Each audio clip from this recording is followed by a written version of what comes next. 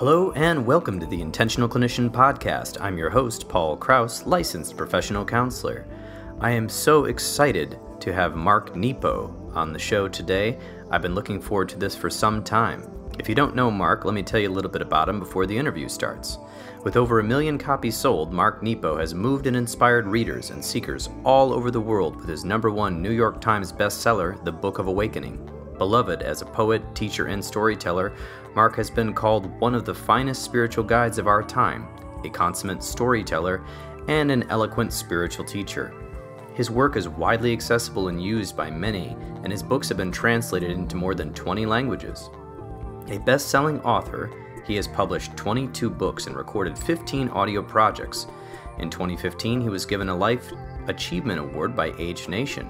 In 2016, he was named by Watkins, Mind, Body, Spirit as one of the 100 most spiritually influential living people, and was also chosen as one of OWN's Super Soul 100, a group of inspired leaders using their gifts and voices to elevate humanity. And in 2017, Mark became a regular columnist for Spirituality and Health magazine. Recent work of Mark's includes The Book of the Soul, Drinking from the River of Light, More Together Than Alone, cited by Spirituality and Practice as one of the best spiritual books of 2018, Things That Join the Sea and the Sky, a Nautilus Book Award winner, The Way Under the Way, The Place of True Meeting, a Nautilus Book Award winner again, The One Life We're Given, cited by Spirituality and Practice as one of the best spiritual books of 2016, Inside the Miracle, selected by Spirituality and Health magazine as one of the top 10 books of 2015, The Endless Practice, cited by Spirituality and Practice as one of the best spiritual books of 2014, and 7,000 Ways to Listen, which won the 2012 Books for a Better Life Award. Mark was part of Oprah Winfrey's The Life You Want tour in 2014 and has appeared several times with Oprah on her Super Soul Sunday program on OWN TV. He has also been interviewed by Robin Roberts on Good Morning America. The Exquisite Risk was listed by Spirituality and Practice as one of the best spiritual books of 2015, calling it one of the best books we've ever read on what it takes to live an authentic life. Mark devotes his writing and teaching to the journey of inner transformation and the life of relationship. He continues to offer teachings, readings, lectures, and retreats, and you can find out more of that at the end of the show, but we talk about his website, 3intentions.com, marknepo.com, and you'll find more about that. Well, now for the interview.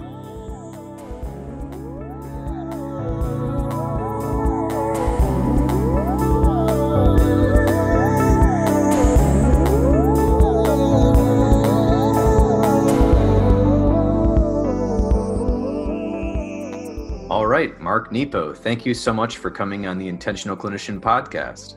Oh, you're welcome. It's great to be with you.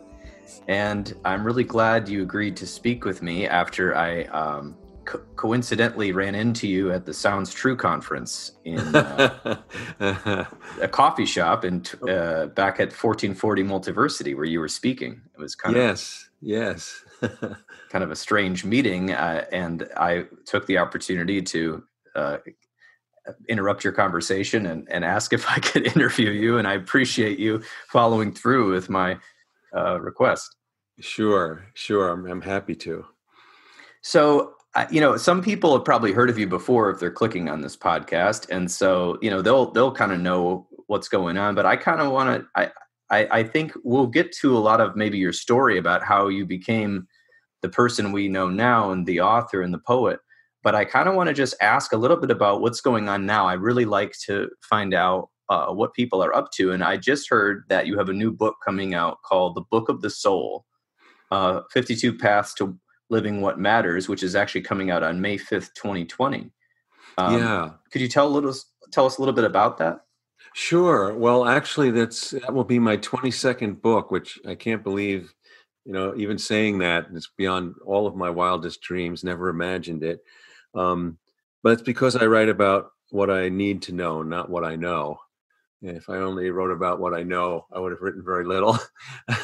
But this book is, each book is an inquiry, and it's not about me sharing what I know. It's about the path and the notes on the trail of where that inquiry goes. And so, this book was really turned out to be a culmination of a lot of learnings throughout the years, where I would, explore one thing, touch on it in an earlier book, and that just opened the door. And then I found myself here going, that's what that, and that went over to that book. Oh, I see what that's all about.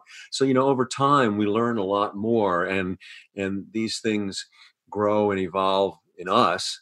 And so this is really kind of a culmination. And what the book is really, the kind of whole way into the book is, we all know that physically, biologically, we're in our mother's womb for 9 months. There's this beautiful, terrible labor that births us into the world. And so the metaphor for this book is, once we're here, we enter a second labor, and where the soul is birthed through experience into the world. And that's our life journey. And that's, which is filled with everything. And so a lot of the book explores what is our true inheritance, which is one of the sections. There's 4 sections in the book. Our walk in the world. How do we widen our circle? And eventually, how do we, personally, we all try to be, I think our goal individually is we try to be who we are everywhere. And we start out maybe trying it in front of the mirror and in our home, and then with a few friends, close friends. And then I think, eventually the hope is we keep widening that circle till we are who we are everywhere. And it's the same thing with spiritual practice. Whatever the tradition, the temple, the mosque, the Sangha, the elder council in Native American, whatever it might be, formal, informal, that's where we practice being who we are in community and practice the spiritual journey. But I think the real aim is that the temple is the world. Yeah, the temple has no walls. Eventually it's everywhere. And yeah, we all have to go. That's one of the paradoxes of life from the beginning, is that we have to go out and be in the world, but we also have to take a pause to try to make sense of it. And so whether it's formal or informal, and that's how we have retreats, or, again, community circles, or the recovery rooms, whatever they might be, trusted family, we stop and go, wait a minute, what happened here? What's going on? And then we go back out into the world. Those circles I always say, before I start a circle, that this is a resource, not a refuge. It's all one world. And we get strength from each other to go back out there, but it's all one world. Now, imagine all the way back in cave times, the first clan, and they're out hunting a mountain lion, and all of a sudden the mountain lion's chasing them. Right now they're back in the cave, scared, heart pumping, the lion's roaring at the mouth of the cave. And I'm sure there was somebody, in the back of the cave with his head in his hands going, is this all there is? What are we doing? And that was probably the first retreat, the first. Right. So taking a break. So yeah, this book talks about the process. And I think what I'm hearing from part of the process you're talking about is taking a retreat on purpose to reflect, so you can make sense of what went on, and also getting feedback from your community is important as well. And people and helpers is what I'm hearing, kind of a little bit of the undertones there.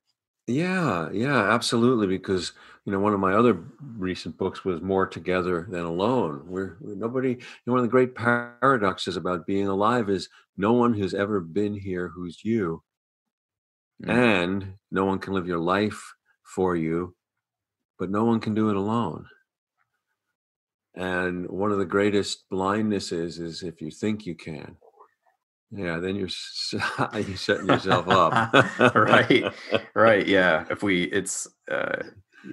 There's the joke about how cats believe they're independent and dogs know they're not. I don't know. I love it. Yeah. They sit there and they give you attitude all day, and they won't come cuddle until they want some tuna fish, right? But the dog is always, if I ignore my dog for 5 minutes, she's giving me the look. Oh, yeah. Like, what are you doing? In fact, this is I don't even know I was going to say this, but the other day I was making a joke because my wife was on her phone actually making a phone call, and our dog ran over. It's a little mini dog, only 10 pounds, and it knocked the phone out of her hand and started licking her face, which I thought was a nice metaphor for the life. I think my dog may be a Zen master, but anyway. Yeah, I love that. I've admired your books, the ones I've read so far, because I haven't read all of them. I've only read 2.5.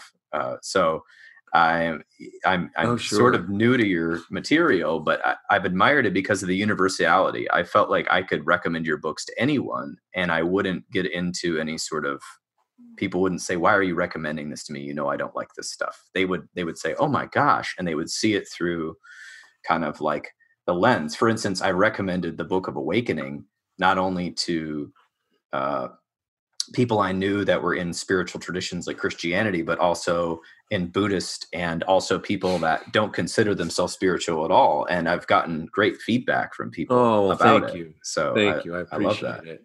Yeah. So yeah, I'm excited about that book. And well, I've got some questions about one of your books recently, the one right before this, called Drinking from the River of Light. Sure. But Sure.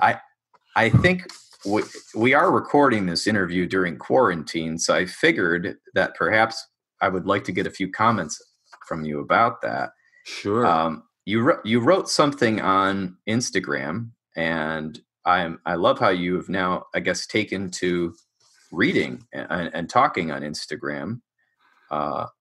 And your name on there is Mark Nepo. People can find you making a series, but you mind if I read this and maybe you could kind of comment on some of it? Sure, sure. Yeah, and I'm just trying to offer something. I've been posting daily videos, reading a poem, a reflection, a story, and before all this, I couldn't find Instagram, so Oh, so you're so really new to this. I'm very new to it. Yeah, Oh, yeah. I was wondering how long you'd been on Instagram, because I actually didn't know you were on Instagram until somebody told me you were. As long as we've been quarantined. Okay. I was like, oh, I'm not following you. I should have been doing that the whole time. So, well, I'm glad to welcome to Instagram. It's a dangerous app, so you have to be careful.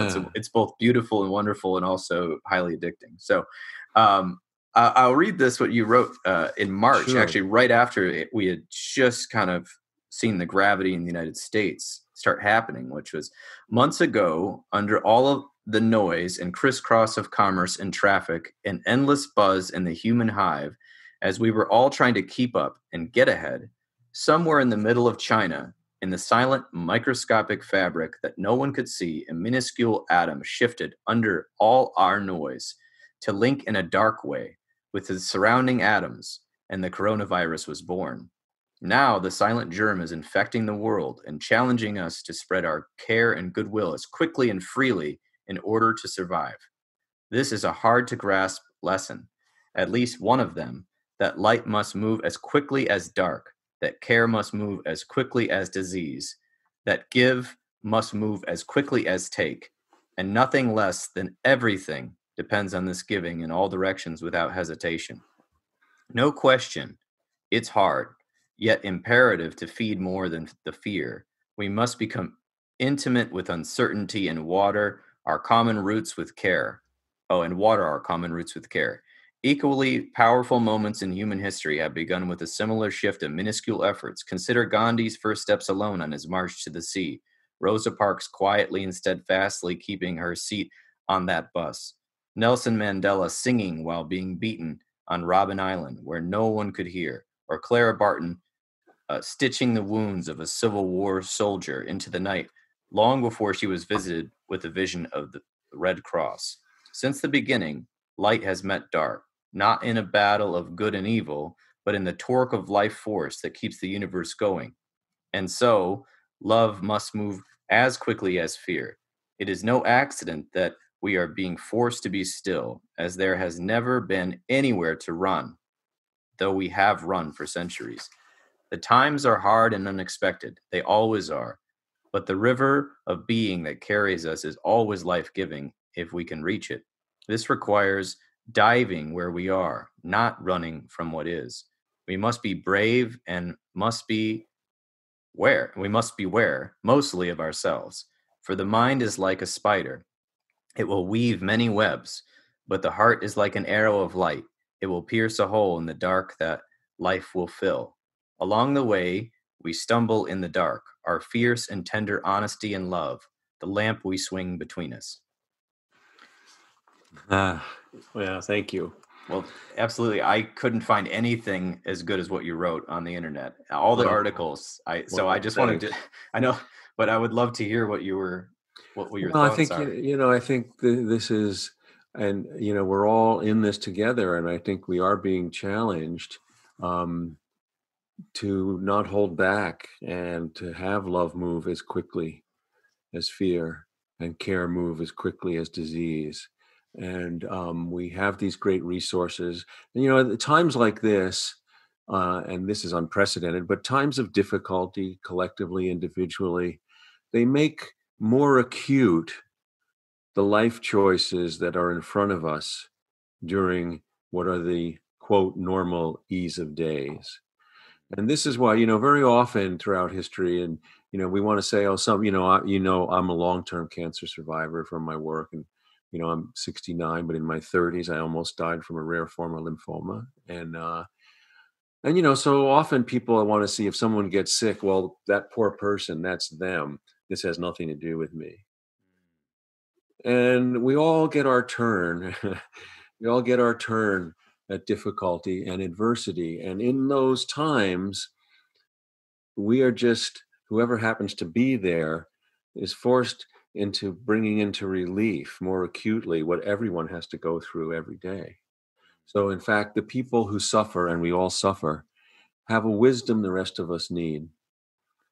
And we often don't turn to people and ask, what do you see for all that you've been through that we need to learn from you, from where you've been, from what you've been through?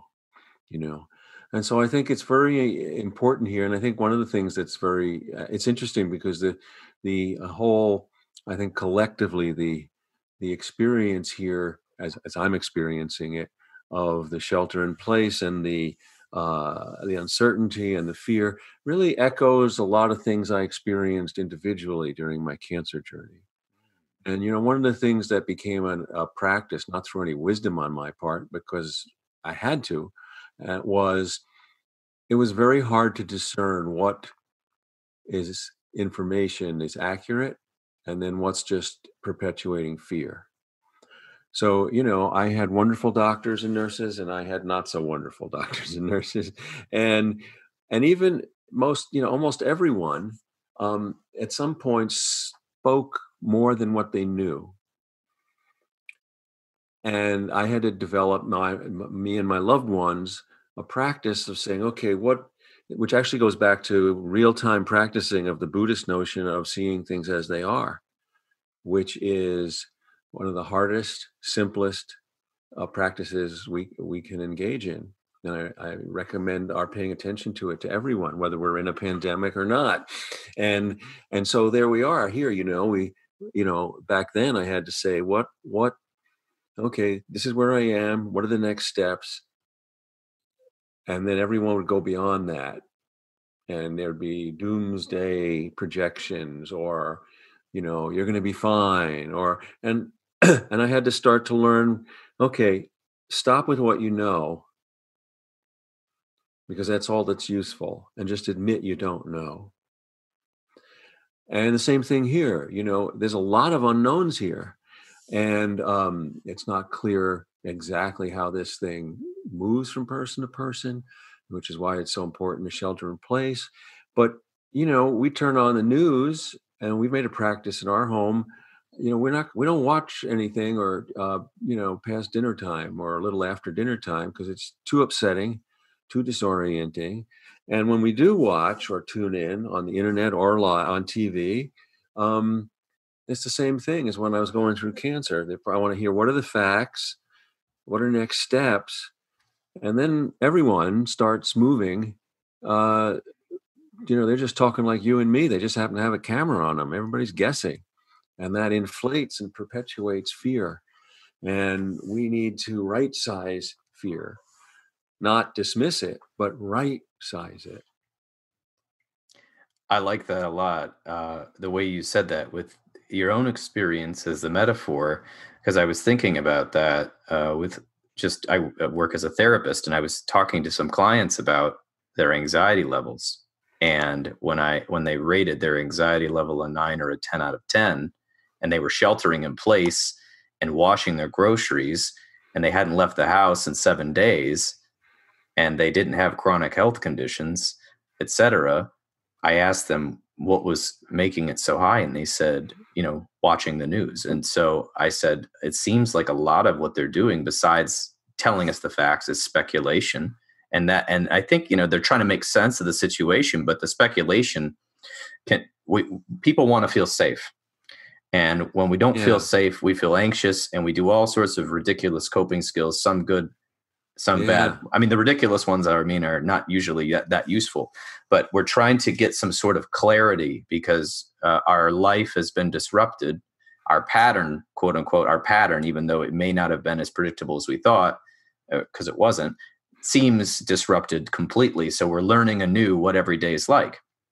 So we want to know when it's going to be over, or what's going to be the fix, or anything. And then when we grasp, we just get more and more anxious, and we worry, what if this and what if that? So it's really difficult it's actually a very difficult practice to Yeah. say, okay, what does the government today say you should do? Okay, I guess there'll be more updates tomorrow, but until Well, then. and I think I think one of the things that's so important is taking this time and feeding more than just our fear. Mm, We have to feed more than our fear.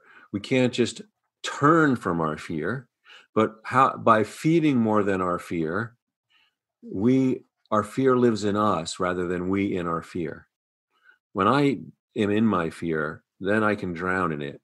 But when it's in me and I have other things filling me, it integrates and right sizes and absorbs. So I'm part of my daily experience, which I did also felt during my cancer journey, is almost every day there's a bubble, or I kind of think of it like a sneeze or a shiver of fear. I get hooked every day, not sure where it'll be. Either fear will come out sideways, you know or just something will hook me. And then now that's the work of self-awareness, saying, oh, okay, yeah, here it is today. Okay, all right, I feel it. Whoop, adrenaline. Now let other things in, let it right size, let it go. I had one of my great teachings about fear came during my cancer journey. And I have from time to time, there's a great Chinese poet, Tu Fu, from the Tang Dynasty in the 600s. And one of the first people for me, I read somebody's work across time who I felt, gee, if I could know that guy, I would love to sit down with that guy. And so when I was going through my cancer journey, he appeared as a guide to me a couple of times in dreams, one or two times. And the first one was in the height of all my fear. And so in the dream, very vivid, I was walking along a shore, and he was sitting cross-legged on the beach with a stick in his hand. And I ran up to him. I said, hey, how do I block the fear? And he ignored me, and I got really angry. So again, I got closer. I said, how do I block the fear? And without looking at me, he took the branch and he waved it over his head, and he said, how does a tree block the wind? And with that, he disappeared. And I woke up. And of course, a tree doesn't block the wind, it lets it through. It lets it through. And our reflex is to hold on to it when fear and pain come. But then we've got to develop a practice of relaxing and letting it through, letting it through. I like that a lot. I've often talked to people about making a practice, and I often talk to myself every day about, did I do my practice? Because I notice the days if I do it, I have a I don't have a good day. I have an aware day, and I usually feel better about a lot of my decisions versus the days that I get up and read the news first thing, or don't take time to orient, I kind of regret it. So I think sometimes it could seem daunting to people, the whole mindfulness movement and meditation and practice and all this. So I like in all of your, especially the Book of Awakening, which I finished a few months ago. I noticed that it was like the every page was a little story, kind of like you just told, like a Yeah. really interesting story, maybe with a quote. And then before I knew it, I was meditating, I was being aware, and I was letting things through me. And it was interesting, and it may be synchronistic. I'll maybe say this. I didn't think I was going to say this, but here I go. What the day I met you, I had just received, within 6 days of that, like the two most stressful things that have happened to me besides people dying in my life.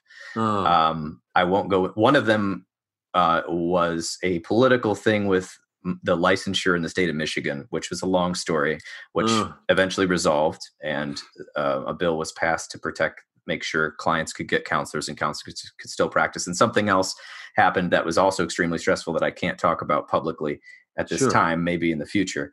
But because it's still going on. But I, I all of a sudden felt this immense, I felt like I was drowning, and luckily we had been going to the conference, and you were speaking there. And then I don't remember who I was talking to, somebody at dinner, and they said, "Oh, have you read the Book of Awakening? You liked Mark's talk. Why don't you read this book?" So I immediately got the audio book, because I like to walk. I don't like sitting because I sit for a living. Yeah, And I started listening to it, and I have to personally say that it really helped me, because at that time, because I was so stressed, I love reading. I'm a huge reader. I've read Jack Kornfield. I've seen him speak. I yeah. read Dan Siegel. I read all these nerdy psychology books. I go to yoga, I work out. I was having trouble doing all of that. So your book, it was 365 little stories and little talks, and it was actually the only thing I could pay attention to. It was incredible. So it Oh, was well, actually thank like, you. oh, absolutely. Well, thank you. It was just right time, right place. And then I thought it was interesting. So then when this crisis hit, and this is just a personal thing. I mean, everyone's going through so much, and I'm not going to put that.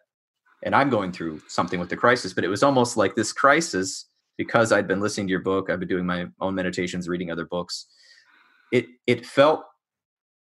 didn't feel as overwhelming, even though this crisis totally changed my life more than both of the other crises I was in. Sure. This Well, I crisis think, is far beyond, but well, it didn't feel as bad, if that makes sense. yeah, yeah, Right. sure it does. And I think one of the things that's, the book of Awakening, which is this year, the 20th anniversary edition came out, which is hard to Yes. believe. It's been 20 years.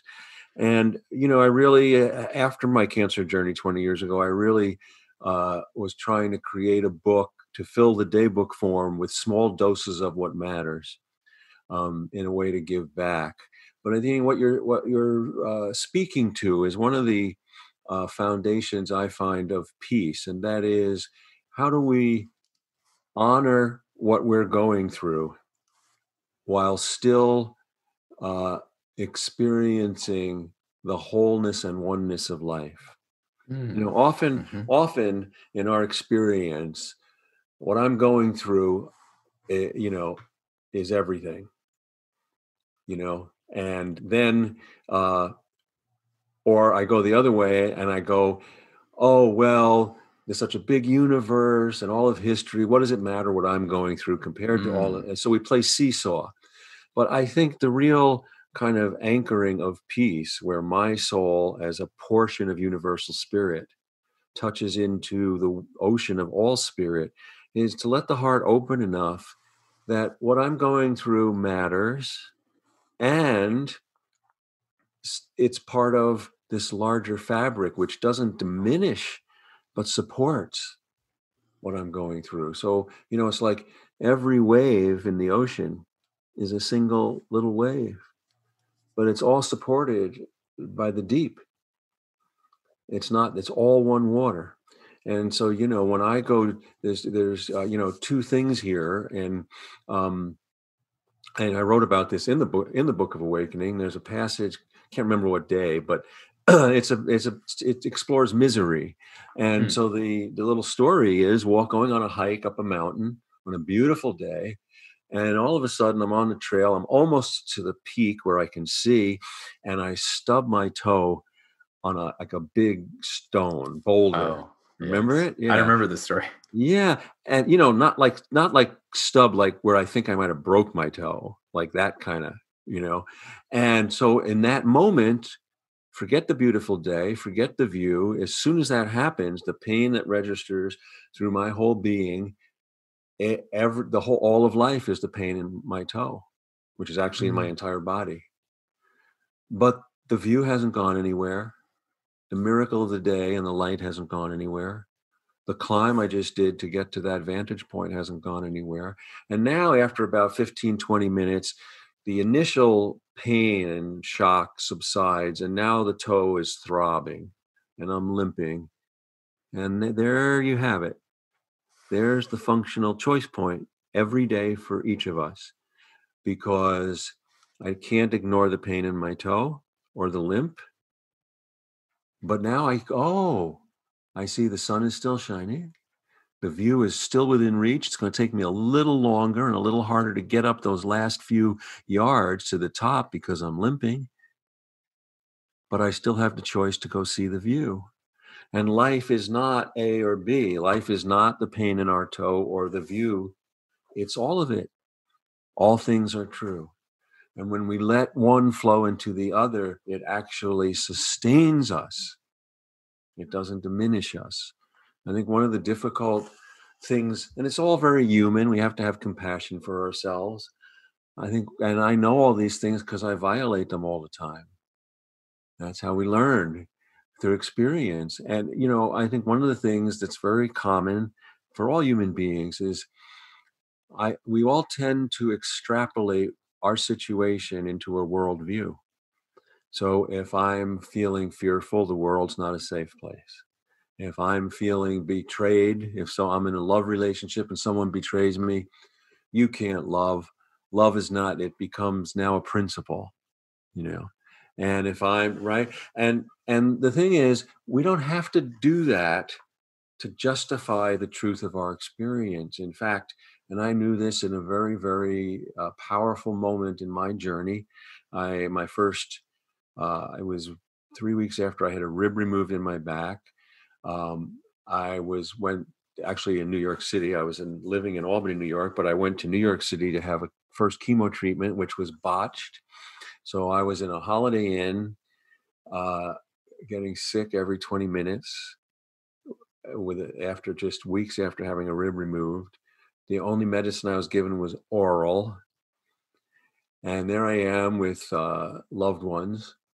And, you know, I started to and really needing to go to the emergency room eventually. But every time I'd get sick, well, this can't keep going on. Do we go? Do we not?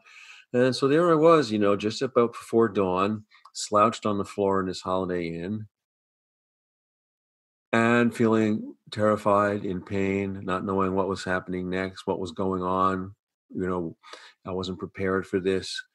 But the sun started coming up. And probably because I was exhausted, not because I had any wisdom, because I was exhausted and couldn't stay closed, but was open. My heart was fully open.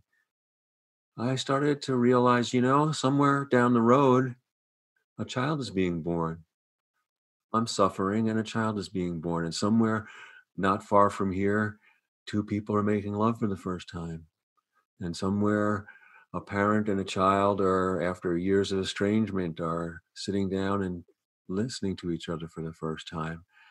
And in that moment of being broken open, it occurred to me, which has been a mantra in my life, is that to be broken is no reason to see all things as broken. And that it's quite beautiful that all of it was true, including coming back to the fact that there I was, slouched on the floor, about to go to the emergency room, still scared, still not knowing what was going to happen, but now bobbing as a suffering wave in the ocean of life. So so it's almost like this experience, these moments that you've had take practice because you have to get outside of yourself, but yet also you're inside yourself, and yet they're Yeah, interweaving. And yeah. it's a difficult stance because if anyone out there has been through a hard time, you start getting self-focused. And a lot of times it's our inclination, at least mine. Well, And then, yeah. this is where surrender comes in, Mhm. because it's a difficult stance if we try to will it, if we try to negotiate it, if we try to map it. But if we let go, the heart washes in and out, and all of that came into me and brought light into my suffering body and came out. And there's a great Sufi poet, Ghalib. He has a great line. He said, "For the raindrop, joy is entering the lake." Mm. And so, yeah, and the raindrop doesn't lose itself by entering the lake. It adds to the lake, but it loses its boundaries. It becomes one with the lake. It still has a self. And great love and great suffering do this to us. Great love and great suffering blur, take down what we see as our delineation or silhouette of ourself. We don't lose who we are. This is why through great love, we become who we are. We become each other. By loving you, you add to who I am. And by suffering, so this is, one of the pieces I have in another book of mine, Things That Join the Sea and the Sky, is that, and it's very pertinent right now, because it's the lesson that, when we have a moment of joy, should we feel guilty because so many people are suffering?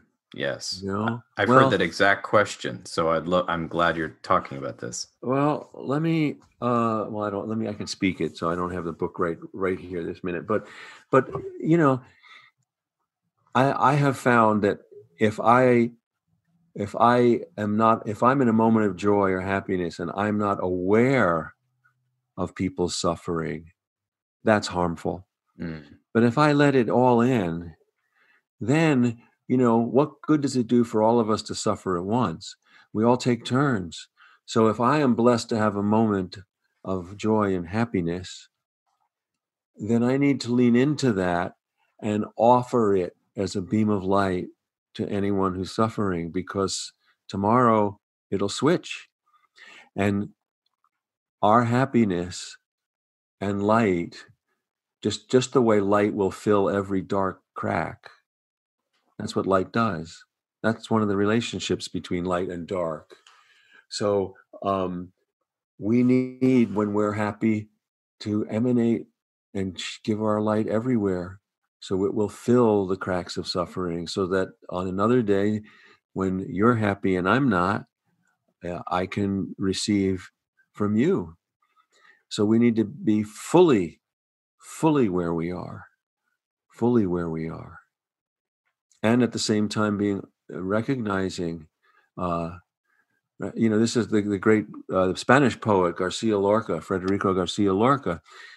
He was a very kind of surreal poet, and he had an image in a poem that was really like out there, very kind of shocking. But I think he was speaking about this. He had an image that said, "Who, while holding a newborn baby, cannot also be aware of the skull of a dead horse?"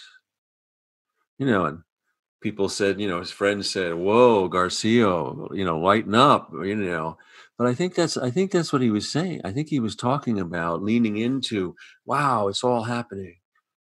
It's all happening everywhere. Life, death, struggle, peace, safety. And the powerful thing about life is it's the wholeness of life that is healing. From the beginning of time, of course, human beings, right? Nobody signs up for the difficult stuff. Yeah, no, right, sign me up. No, I don't want that. Nobody does. But it's like water.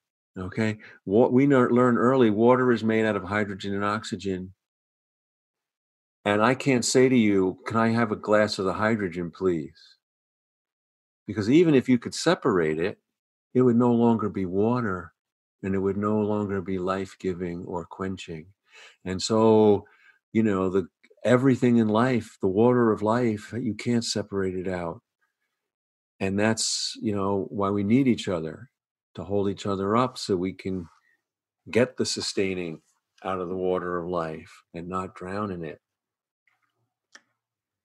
I like that because it reminds me a little bit. There's so many angles to go with this, but it reminds me of two things. Well, more than that, but here's the two. One was the Jungian concept of holding on to the opposites and putting yourself in the middle. And the opposites I was seeing is that, humans, we all want to feel safe, but if we're obsessed with safety too much and we become too vigilant, then we never get to let down our guard and really experience this exciting vibrancy that life can be. And yet on the other end, carelessness. Like I remember being careless and as a child, and I was spinning in circles and making myself dizzy, and I cracked my head, and I still have a scar. You can't really see it. I cracked my head on the end table at my grandparents' house, and I remember saying to myself, one of those inner statements you say as a child, like, I'm not doing that again, or something like that. Yeah. Well, now I know every day when I look right here, I have a scar in my head. And so then that made me think, okay, don't spin yourself in a circle. And I remember for years looking around, if I was going to be playing rough, was there a table with a sharp edge, right? And so then it was like something evolved in me because I was restricting. I wasn't playing rough with my brother in wrestling and stuff. Something evolved where I said, okay, well, if we make a pillow fort in this one part of our house, then we can play rough and get crazy, right? Within reason. So I came back to the middle, which is I'm trying to experience, have fun. But my experience of spinning and being wild hurt me. Then I went too far into safety. I was too careless. So I think it's the hard part about we tell ourselves these stories all the time, that these very personal stories when traumas happen to us and suffering happens to us, and we're forgetting the universal story. And the universal story is that it comes for everybody. It doesn't ever come when you want it, and it stinks and no one likes it, but we all have our turn. And it's the opposite of what you were saying, but also what I mean, opposite in a good way, as a synchronistic way or whatever. Yeah. So there's two stories to share about that. One is actually a ritual about this, how our challenge is to live a full life and not,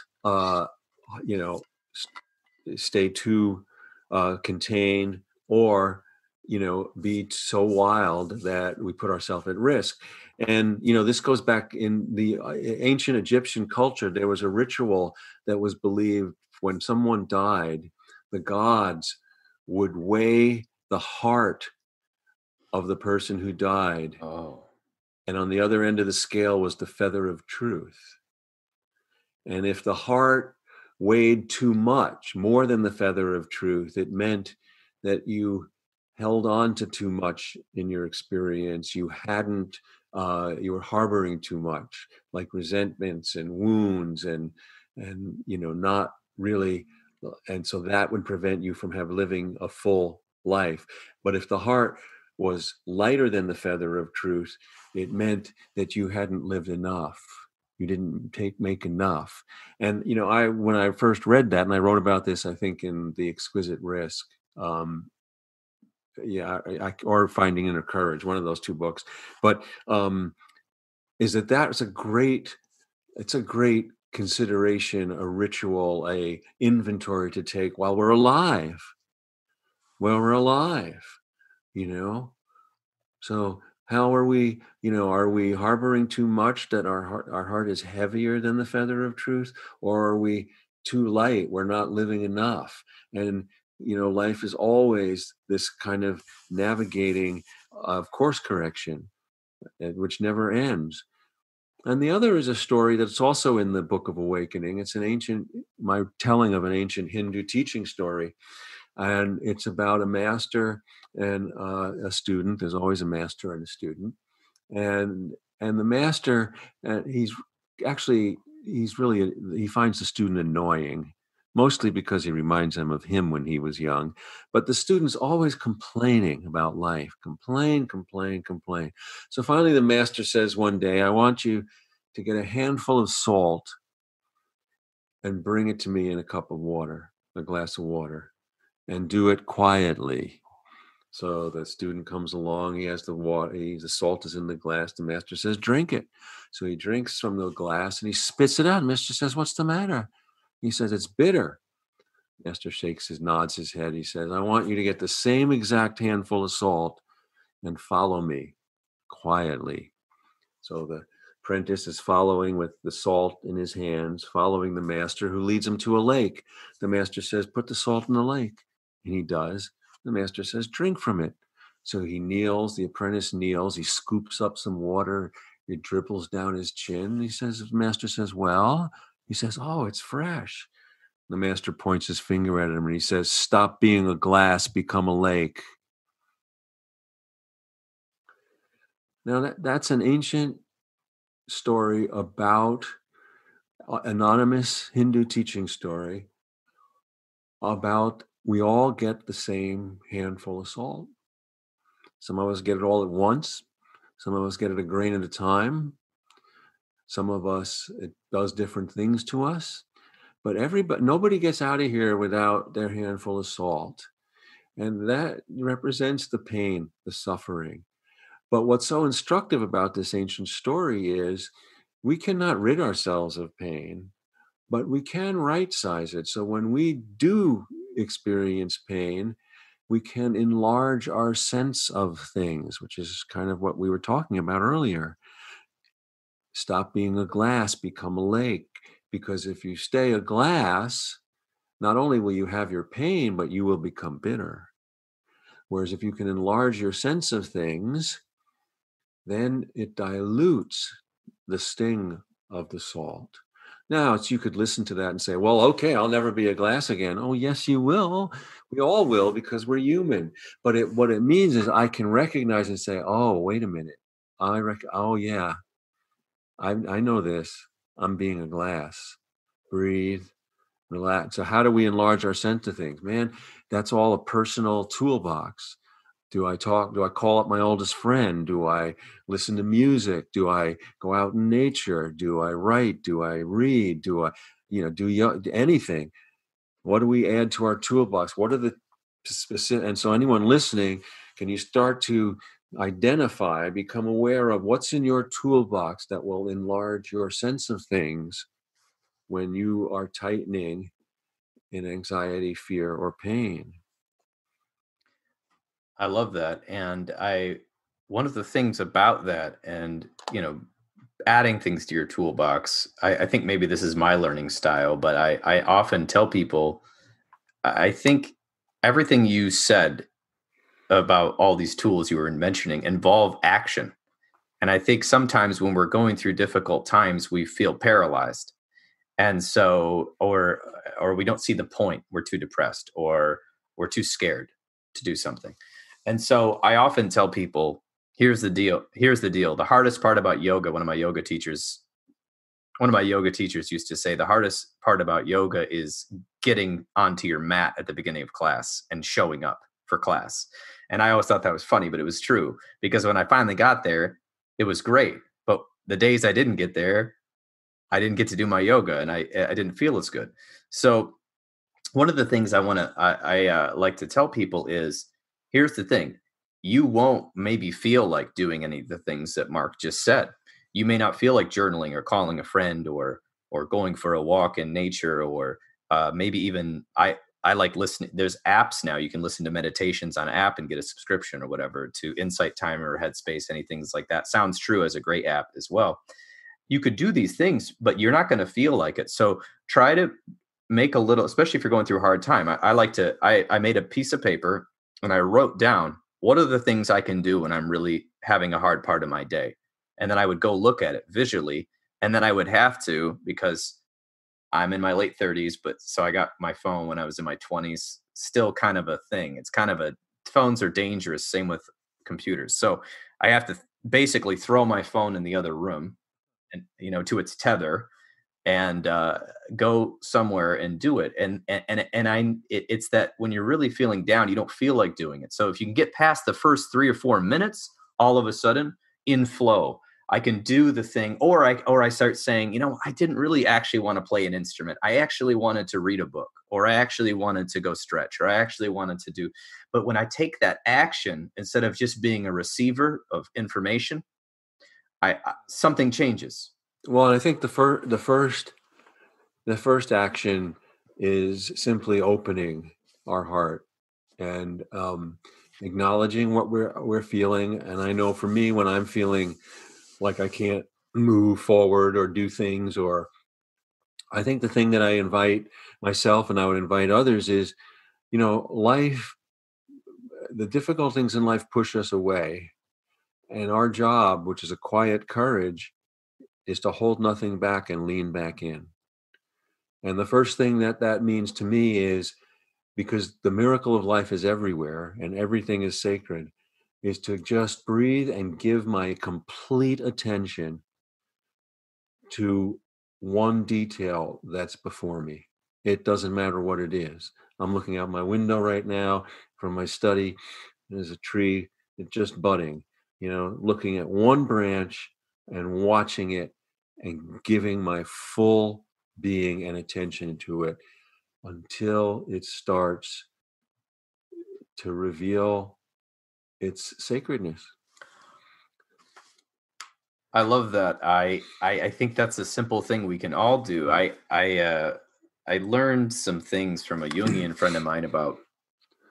It was interesting. He called it talking to trees, and that was the exercise. And I had to go find a tree that I liked, and we would do this whole thing, and then I would talk to the tree, and it ended up talking to myself, which is an interesting one thing. But I remember from your book, Drinking from the River of Light, there was this story you told in there that really resonated with me, that about nature, and you kind of, it's in the part about what it means to perceive, but I guess I'll just read a little bit if that's okay. Sure. Let's see here. Okay. There's so much here. So this is out of context. So you need to read the book, everyone listening. After finishing my epic poem and exhausting my out of balance creative drive, I was struck down by cancer. In this unexpected tumble, the depth of my perception expanded vastly because of my near-death experience in my 30s. I was rushed by life so fully and harshly that I had no choice but to take in life entirely at a felt level. There I was ripped free of all the maps I had inherited and covered so thoroughly with understanding that I feared I would drown. But there was a particular moment of perception that transformed me completely. I had a bone marrow sampling and a spinal tap during the same hospital visit. Afterward, I was sent home a bit battered and told to lie for 6 to 8 hours before moving, because the spinal fluid had a chance to regenerate. Before the spinal chance had to regenerate would cause a migraine. Well, it was hard for me to sit still, and every time I moved, I was thrust back down on the couch in pain. It was as if the force of life was insisting that I be still. When I finally looked out the window to see an apple tree in my front yard. I had seen this tree 100 times, yet never really looked at it. Now, unable to move without inducing pain, I was forced into a moment of indigenous perception. Seeing the apple tree freshly, it came alive, and I listened to the tree for the very first time. Strange as it was, the apple tree spoke to me, not in words, but with the bare presence that said, "When you survive this, there will be no more making things up. When you survive, you will only bear witness to the truth of things as they are." There is no explaining such a moment of apprehension. You can dismiss it if you want, as some have, as a hallucination due to the medicine or to the pain. But I know the truth of that mysterious moment, and it has shaped my life to that day, to this day. Yeah. Thank you. Yeah. And so, I think the thing that's so important here, which I was open to so deeply there, and let me make the distinction. I mentioned indigenous perception. And so what I mean by that is, we as modern people, we are so out of balance with our minds leading us first. And we're also and we give such prominence to the mind that we think we create all reality. And we don't. The mind is an inlet, not a container or a generator. It's an inlet. That is, it lets things in and out, and it communicates and puts us in relationship with other life. And so indigenous perception is one in which we relate to other life. We don't watch it, we don't name it, we don't analyze it. In the West, the reward, or I should say, the reward for understanding truth is wisdom. But in the East, in the deep and oldest traditions, the reward for experiencing truth is joy. Now, sure, I'd love to have wisdom and joy, but if I've got to choose, I'll take joy. And the difference is, in experiencing, embodying versus analyzing and naming. In the beginning, in earlier times, we name things as a way, almost as a bookmark for what's invisible, what's ineffable, what's larger than we can comprehend. So, but what's happened in modern times is that the name becomes a container. And so, we can all look like, if we look when we were flying, Right.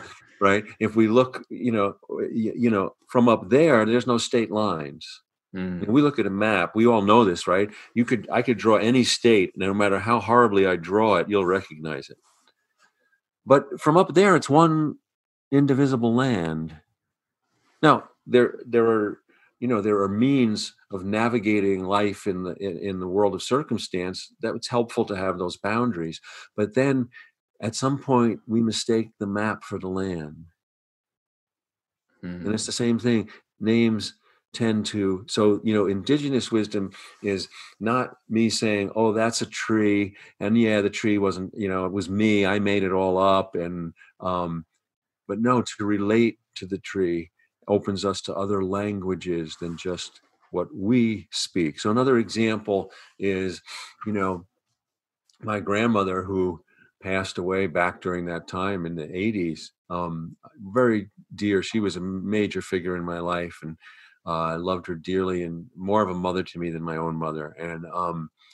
And many years later, I would have, and in this one particular time, I missed her, and I had this vivid dream, so vivid it felt like a visitation, not like a dream.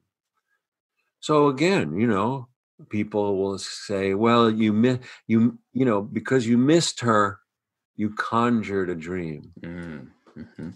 And when we insist on that we're the author of everything that we experience, that cuts off the mystical realm where because I missed her, she came and visited me. So this says, no, imagination isn't conjuring reality, it's entering reality.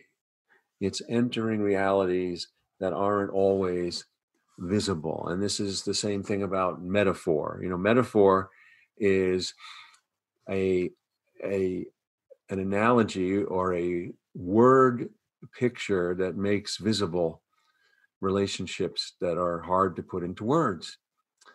And we don't create them, as I believe, as much as view them. So this was interesting because I mentioned in the book, The Drink from the River of Light, that, I had an editor at one point. I had a line in another book about that, the metaphor is seen. And she wanted to correct me and say, no, you see the metaphor. That was the passive tense. And I said, no, that's not what I'm saying. That just like whether I see the metaphor or not is like whether I climb a mountain or not, the view is still there. So the metaphor is seen. And this brings up a deep betrayal that's even in our syntax. We're taught that an active tense is better than a passive tense. I wouldn't even call it passive. I'd call it receptive. Mm. And that is the tense of being, not doing. So what all this says is that when and this goes back to the very thing about having inertia of despair or depression or anxiety, we all have moments or moods or times or years like that. But I think it really helps if we can honor that all things are living. All things have their own agency. All things have gifts to be received. And so we can honor what we're going through, but the courage to stay open to that indigenous perception that everything has something to offer, to teach. Everything's a teacher if we can lean into it and listen.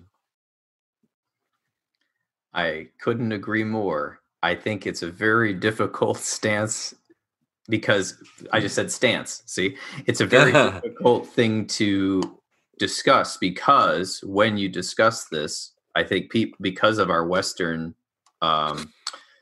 we're swimming in hundreds of years of absolutism and trying to have scientific breakthroughs, which is great. And also trying to, people also believe that their religion's the best religion. It's the only religion. And it's the one you should subscribe to, or their belief system or their politics. And so there's this power struggle here in the West a lot. And not that there's not elsewhere, but especially this is where I grew up. So I know about this one. And so when we start talking about openness and being open to learning from different things, it's interesting because unless a person is also open, it's difficult to have a discussion of understanding because it is confounding and strange to someone who is brought up and taught in school that everything has to have a label and a category and a place in history. I put that in quotes for people that can't see the video through the podcast. And so I wholeheartedly agree. How do we bring back? I heard someone say recently they were sick of people demystifying everything, and they wanted us to remystify things. Well, I don't think we need to do either directly. I think. Oh, right. Okay. Yeah. I see. There I go. Black and white. Right? I think that the deep beauty of living is that everything. And let's look at the sun as a great teacher. The sun emanates light and warmth in all directions without preference. It doesn't say today I'm just going to shine on the roses. And the heart is an inner sun.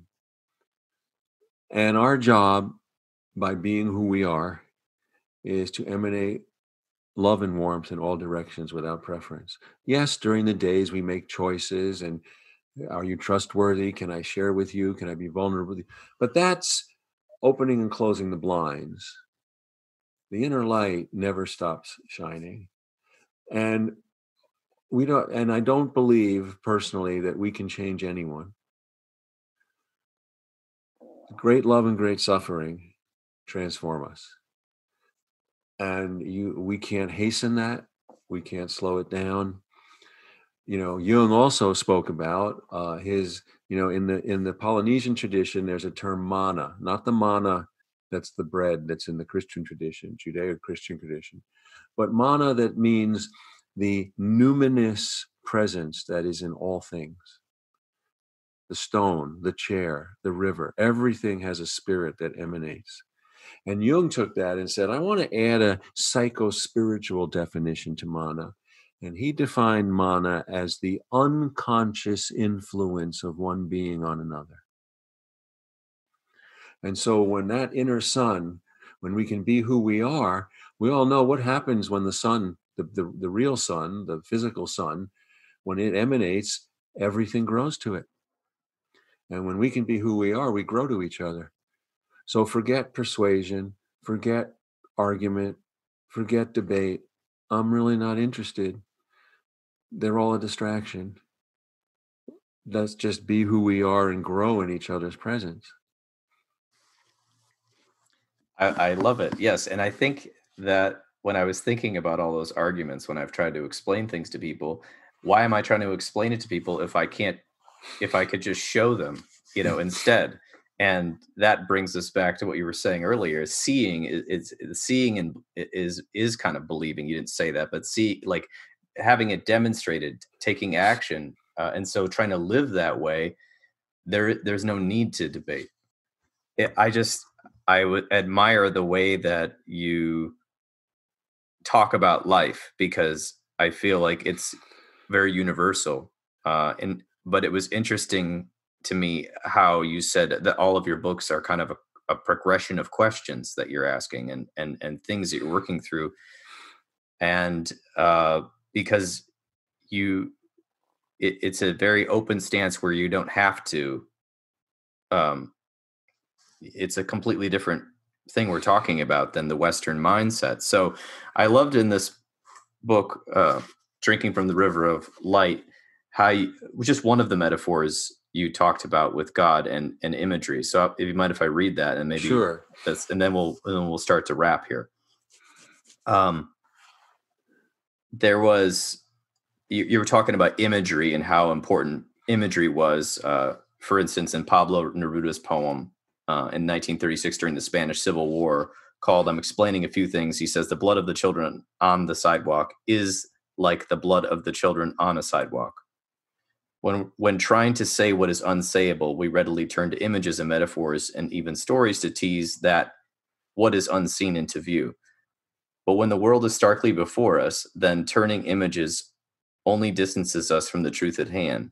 Then we are challenged to simply speak of things as they are. Then the blood of the children on the sidewalk is exactly what it is. It must be rendered without any filters. So, since everything is alive, how do we honor its aliveness and listen for the flow of life force hidden in the open? No one really knows, but the literature is the history of our attempts to say what is unsayable and to bear witness honestly to what is before us. Perhaps God is an infinite secret hiding in the open, waiting for each of us to slow down enough to receive what is, at first, unseeable. By doing so, we become conduits of spirit that continually reunify the whole. This is how life forms begin. Energy moves through particles, bringing them together. But it is the openness of the particle that enables the life chain to assemble. And what is the heart but the most transparent particle of being known to mankind? Yeah. Yeah. Thank you. So, um, yeah, I think that this comes right back to where we are in this horrible pandemic, and being, you know, in a lot of ways, the word Sabbath means the one day we don't turn one thing into another. And we have been forced. This is like a forced Sabbath for the entire earth. We have all been forced to stop and stop turning one thing into another and to see what is. And there's a lot of pain around it because of how we're being asked to stop. And there's so many people are suffering. It's heartbreaking, and it's nobody's fault. And but you look at the last 150 years, and it's not the fault of the people who are suffering and dying, but in technology, and how we as a species have ravaged the planet. And from that large perspective, what if the virus is the Earth's antibody against us? What if the Earth has said, we've had enough? Stop. Stop. And this too is again, no individual's fault, and so many people are suffering, but we're not going to be the same on the other side of this. And many of the things that most of the traditions have been speaking of will come to the fore in very real ways. How do we behold ourselves. Even the fact of sheltering in place, that by truly caring for ourselves, we're caring for everybody. Wow, I haven't thought of it that way. That's amazing. Yeah. Well, that's how all the traditions in their own way speak about that. And now we're being forced to literally do it. It's not just taking care of yourself. It's by taking care of yourself, you're taking care, at the same time, taking care of everyone. And so we're kind of being forced back to very fundamental spiritual basics. And the question is, I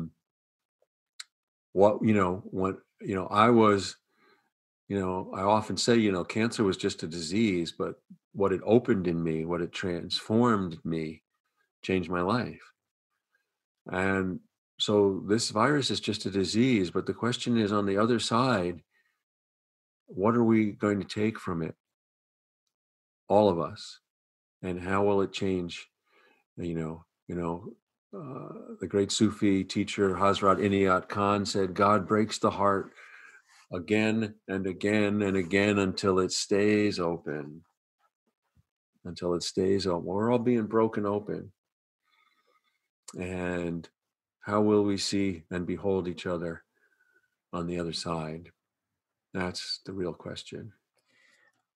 I love that question. And I want to just invoke the listeners to say, even no matter what you're going through, after the pain or during the pain, there's always an opportunity to ask more questions. And there's an opportunity to see how we emerge on the other side as well. So anyway, I really appreciate all your words, Mark, and sharing this time. I want to tell the listeners a little bit about your how they can get in touch with you, especially right now. Sure. This is going to come out in the middle of a quarantine.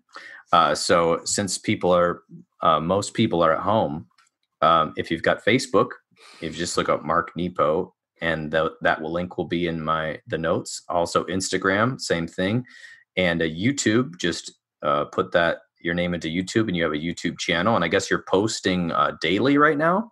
Yeah, so since the shelter in place started, I've just been posting videos every day, reading a poem, sharing a story, reflecting, just to offer something. So that's just been going on in the last 10, 15 days or so. So people can find that there. And I will be, a lot of my events, of course, as everyone's, are being changed around and everything. But I was scheduled to be at the Sophia Institute in Charleston, May 15 and 16. And we've just turned that into a virtual retreat online. So if you go to my website or the Sophia Institute's website in Charleston, South Carolina, there's a link to register for a Zoom. It'd be a Friday and a day and a half online retreat, which we're going to try to do virtually so we can still be together. And then I will, if people just check back to my website with the new book coming out in the next month, or, in June or so, I'll be offering also a retreat online out of the new book as well. Excellent. So all of those links, you can just Google Mark Nepo or just go right to the show notes and click, and you're right there. So I'm so glad that you're offering all of this free stuff, which is awesome. And then for people that want to get more involved, the Book of the Soul is coming out, and you can pre-order that, I'm assuming, through your website. Yes, through my website or Amazon or Barnes and Noble. It's really everywhere. Yep. And then for people that really want to get involved and maybe do some work, since we've got a bit more time on our hands right now, the retreats you're offering are coming up with the Sophia Institute, and then a few more coming up that will probably be online for the time being. So. Yes. Yeah. And the more extensive ones, there'll be a fee for the more extensive ones, but they'll be reasonable for people. Oh, yes, absolutely. Well, thank you, Mark, for coming on. And yeah, blessings to you. Blessings to you too. Thanks so much. It's been great to journey together.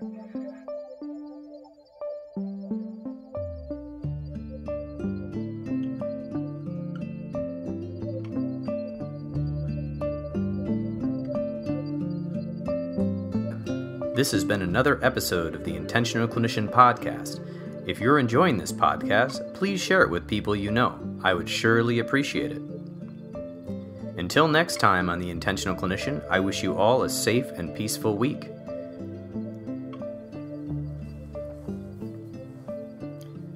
Because we are all going through a tough time right now, I want to make sure everyone knows that telehealth, online, and phone counseling is available.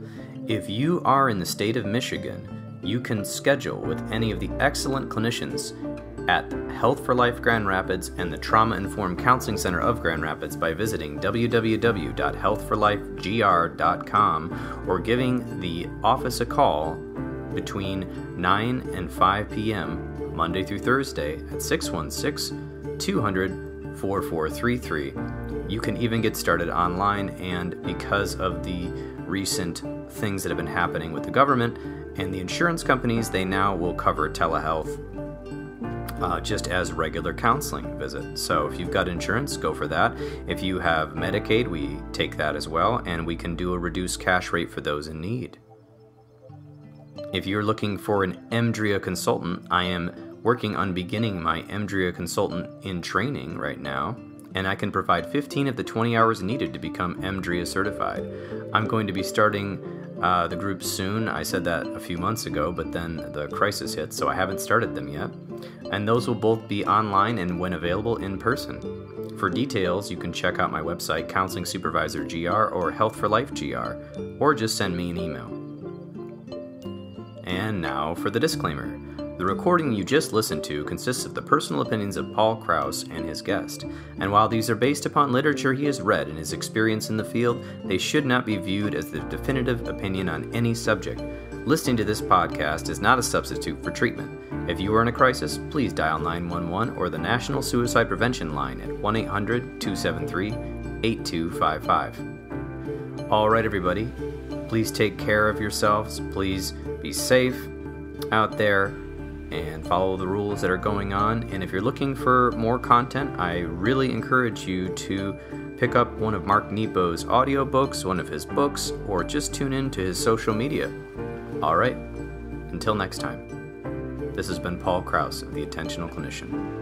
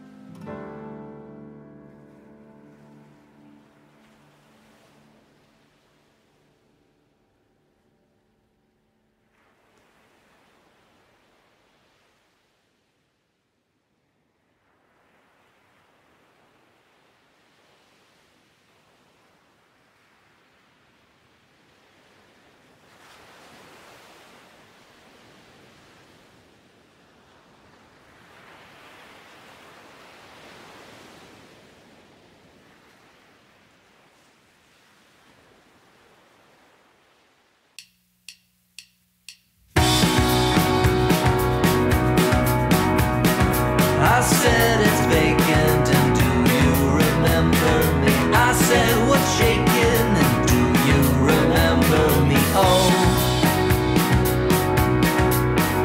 isn't it right? Oh, isn't it right? As we sail through the air and we sing in the square with you.